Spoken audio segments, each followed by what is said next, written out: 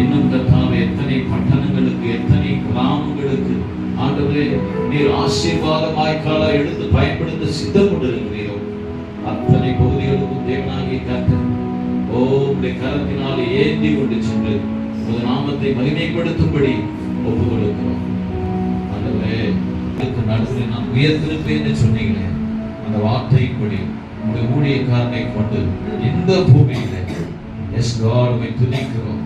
ஆண்டவரே நீர் உயர்ந்திருக்கும்படியாக ஜாதிகளுக்கு நடுவில் கர்த்தர் தம்முடைய நாமத்தை மகிமைப்படுத்தும்படியாக உம்முடைய கரங்களில் ஒப்பு கொடுக்கிறோம்.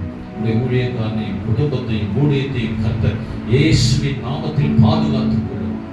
இரவும் பகலும் கர்த்தருடைய கிருபை இயேசுவின் நாமத்தில் தங்கியிருக்கும்படி ஒப்பு கொடுக்கிறோம். இந்த இரவு வேளையில அநேக சாட்சிகள் நடுவில் ஆண்டவருடைய ஊழியக்காரன் வழியாக கர்த்தர் பேசின உங்களுடைய வார்த்தைகளுக்காக உமக்கு நாங்கள் ஸ்தோத்திரங்களையும் நன்றிகளையும் துதிகளையும் செலுத்துகிறோம்.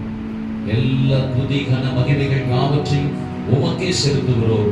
மாறாத இயேசுவின் பரிசுத்த நாமத்தில் ஜெபிக்கிறோம் ஜீவனுள்ள நல்ல பிதாவே.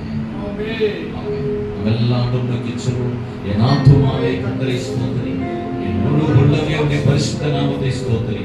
என் ஆத்துமாவே கர்த்தரை ஸ்தோத்திரி, அவர் செய்த சகல உபகாரங்களை மறவாதே. கர்த்தராகிய இயேசு கிறிஸ்துவின் கிருபை, பிதாவாகிய தேவனுடைய அன்பும் பரிசுத்த ஆவியானவருடைய அன்யோன்யமான ஐக்கியமும் சமாதானமும் பாதுகாவலும் விசேஷித்த விதமாக உம்முடைய வருகை மட்டுமாக எங்களோடு கர்த்தாவே இருக்கும்படி ஆண்டவரை ஆசீர்வதிக்கிறோம்.